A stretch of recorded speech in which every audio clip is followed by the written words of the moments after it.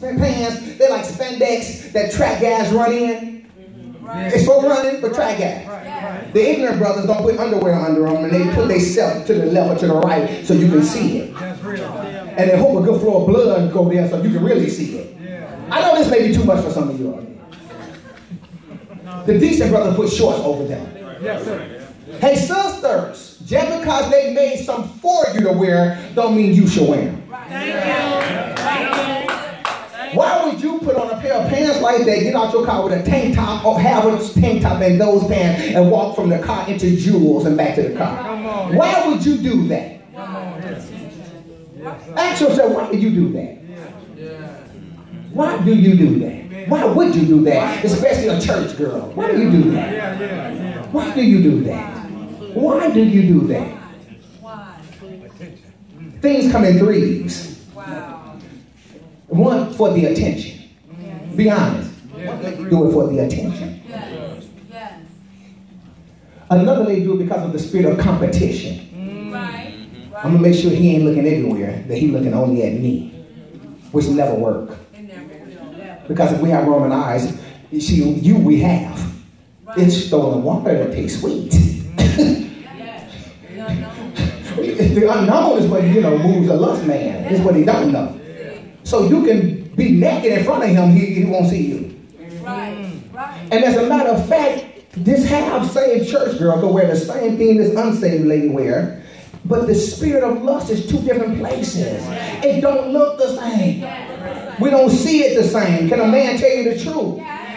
So you cannot compete with her. She'll go all the way there. You can't. Now every church got at least two women in it that if you don't watch them, they'll go all the way there.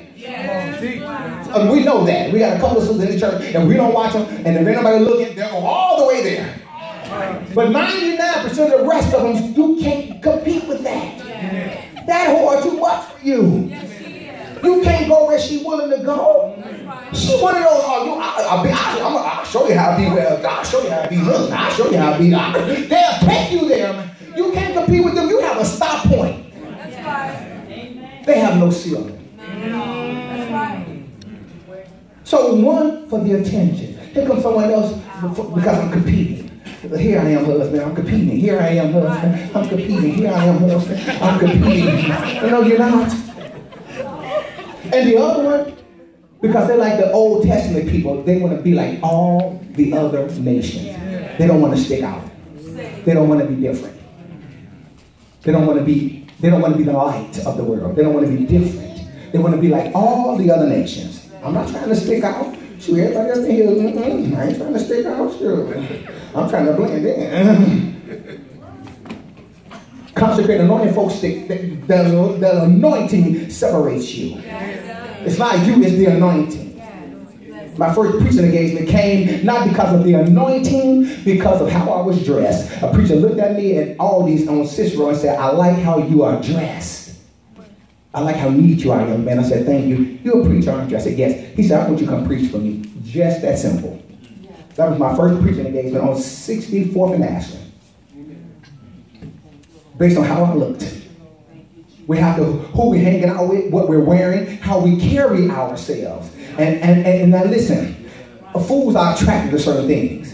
If I'm going to walk around like I'm the baddest brother on the block, I'm going to attract fools to challenge me. Amen. If I'm going to walk around like I'm the baddest brother on the block, every fool want to know how bad am I.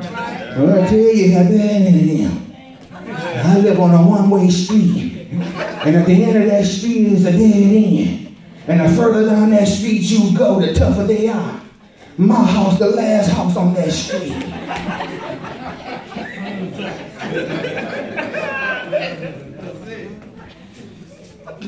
That's how bad I am. Well, every fool gonna come to see how bad you are. It's how you carry yourself. It's how you carry yourself. It's how you carry yourself. The how you carry yourself is either gonna attract like-minded people or fools. I mean, whatever it is, it's gonna attract like-minded people.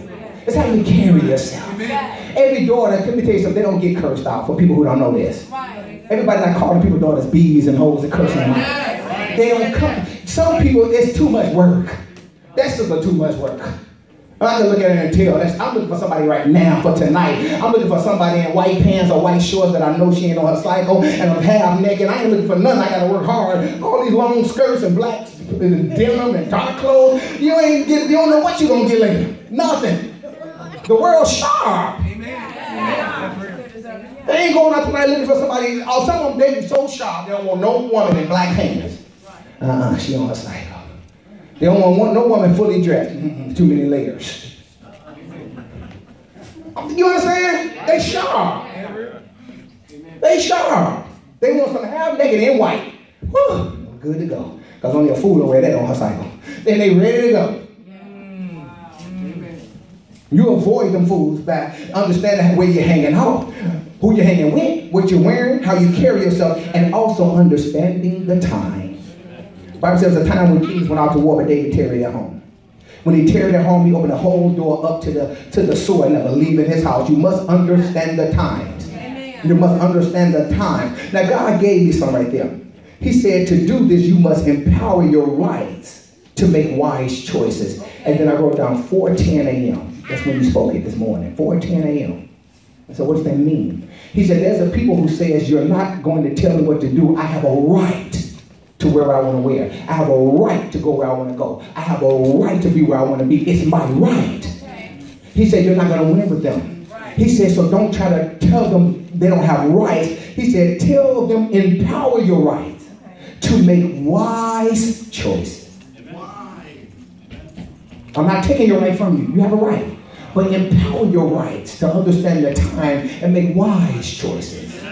About 3 or 4 years ago, we had a daycare parent at 8 in the morning get raped in Cal City. Just 8 in the morning got raped in Cal City. You have to empower your rights to make wise choices. Asking God, order my steps in you and let no iniquity have dominion. Order my steps in you and let no iniquity have dominion. The steps of a righteous man or woman are ordered of the Lord. Order my steps in you and I give my rights over to you and you tell me how to make wise choices. Just because I can don't mean I should. That's right. Wise choices. Speak not in the ears of a fool, the Bible says, for he will despise the wisdom of thy words. Avoid him. It says, the Bible says in Proverbs 23:9, speak not in the ears of a fool, for he will despise the wisdom of thy words. I started getting sad because I thought, where is the hope? You know, I started feeling bad for him a few earlier when I was studying, when I thought, oh, he just can't go get it. It's not, she can't reach it. So I need a plan of action for fools. And then he tells me, don't say none in his ears. They despise the wisdom of thy words. Then what hope does a fool have, I wrote? A fool is God's business, since they have already been failed by those in authority. A fool, say that, is God's business. He walked up to you and said, don't say none in his ears. He walked up to you and said, avoid him.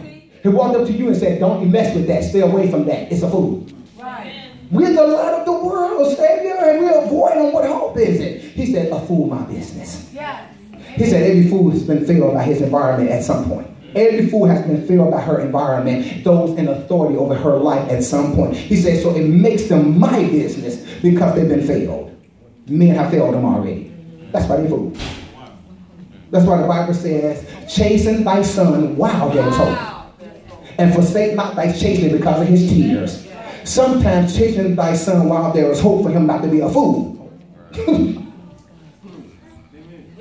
He could still be an electrician, or he could still be a carpenter. She could still be a pole dancer, I don't know. But before she's a fool. He said, when people fail you and make you a fool, you become my business. Foolishness is bound in the heart of a child, but the rod of correction will drive it far from him. He said in Proverbs 15:23, those in authority didn't know that foolishness was in the heart of that fool. But the rod of correction, now me and my daughter talk all the time because she's a psychology major, and the rod of correction is not always physical in new teaching. When I study it in the Hebrew, it's always physical. Okay. No offense. She said, you know, Dad, the rod of correction, I always see them physical. I said, yeah, I understand that. That's what they taught you. Yeah, I get it. But when I go in my Bible and search out rod of correction in Hebrew and Greek, it says always a touching or a beating. Oh, God. So if it ain't physical, it's with words, but something's going to beat you. I lie not. I tried to find that rationale since you told me that. I couldn't find it. It's always a beating. It's always a physical, something touching. It's always something striking. Okay? They say, oh, foolishness. Oh, you think he hyperactive behavior disorder? Oh, no, he not. I'm going to show you he not. You think my daughter bipolar? No, she not. I'm going to show you she not. No, she not bipolar. Oh, you say he won't be still? Oh, no, yeah, he'll be still. See, I remember when parents did drop-ins. Yes, sir. I went to school with parents who did drop-ins. Mama come up there with a scarf on her head with a nice roll. How you doing, Mr. Fink? That was my teacher name. And pull the chair up.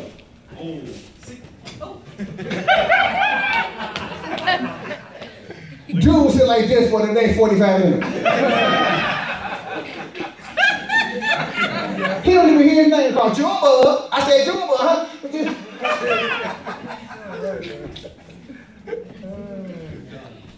Now all of a sudden when parents come, they act a fool. I remember when parents came, they stopped acting a fool. I told my wife, I said, you notice how things have changed? Now when parents come, your kids act like fools. But when their parents wasn't here, they act like they had some sense. That's right.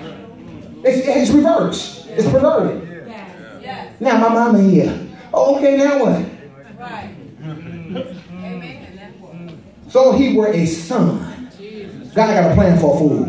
Yet he learned obedience through the things which he suffered, based on Hebrews 5 and 8, and being made perfect and mature. That means God said, it's my business to bring this person by the things they suffer into a place of maturity. He said, you can't do it. He said, you can't do it.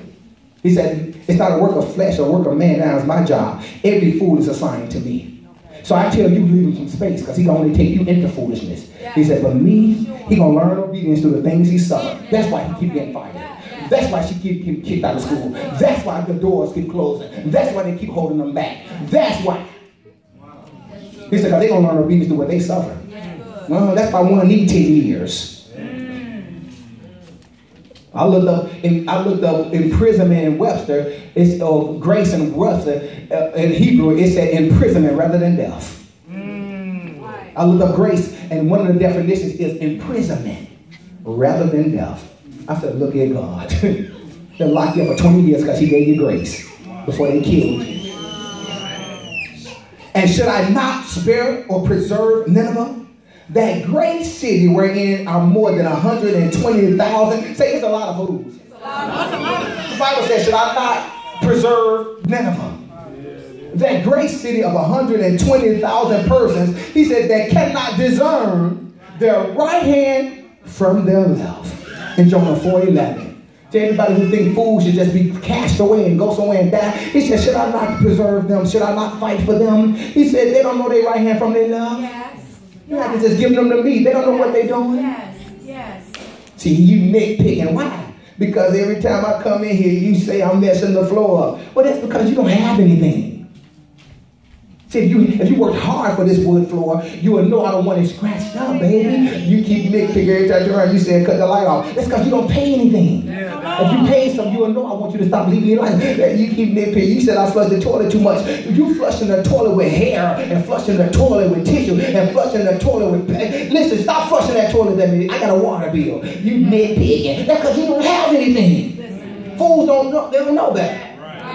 You don't have anything.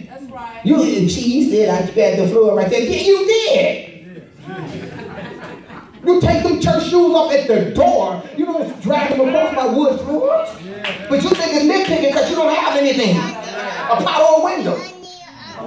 But you don't have anything. You